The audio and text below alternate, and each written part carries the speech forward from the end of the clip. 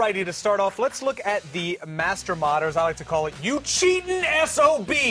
Yeah, that's pretty much what this controller is designed to. It takes glitches inside of games, and it's designed with some button presses. It's programmed to be able to exploit those glitches, because that makes it so much more fun for everybody. Oh, we love it when that happens. We love when you eliminate all challenge from a game whatsoever. A couple things to point out. One, when we originally saw this, it was priced at $350, and then they decided to sell it at a more reasonably priced $199.99. Because, I mean, I think when you look at it, it seems like a 360 controller with kind of the look of the wood paneling on a country Squire that the Griswolds would actually drive. Exactly what it looks like. But there's stuff inside that allows you, through these buttons, to be able to select certain advantages, be it rapid fire in Call of Duty or Medal of Honor, and you know, various things like that, that once again exploit glitches in the game and ruin the experience for everybody else. Right. And as you said, it exploits glitches in the game, which means that when companies find out that this controller is exploiting those glitches, they're going to patch it, and the controller will be absolutely useless for that game. So it'll go from $199 worth of value down to maybe $140. I mean, yeah, it works. We're not questioning whether it's effective in doing that, but I got to say,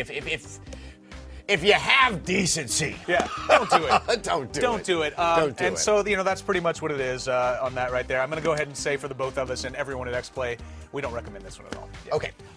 So this one over here, really, really interesting. This is the Avenger controller. It looks like it's actually kind of an add-on that you get for the Darkness 2 with all the tendrils coming off of it. Right. But what it is it was designed initially with gamers with smaller hands that were having a hard time getting it wrapped around the 360 controller. Here, I'm going to go ahead and actually put my hands in it.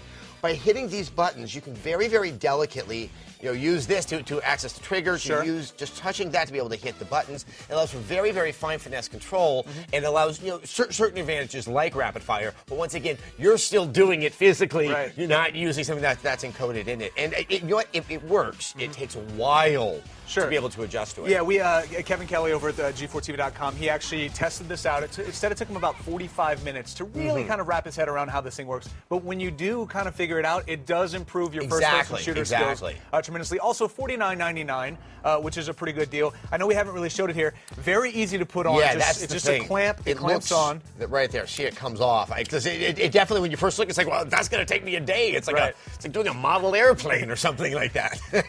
But it is good, and I think it's worth pointing out that the makers of this company are working on devices for even more disabled kids and adults out there who have some sacrifice motor skills due to certain conditions. Absolutely. And so it's really cool. The Avenger. Yeah, we agree with this one right here. Yeah.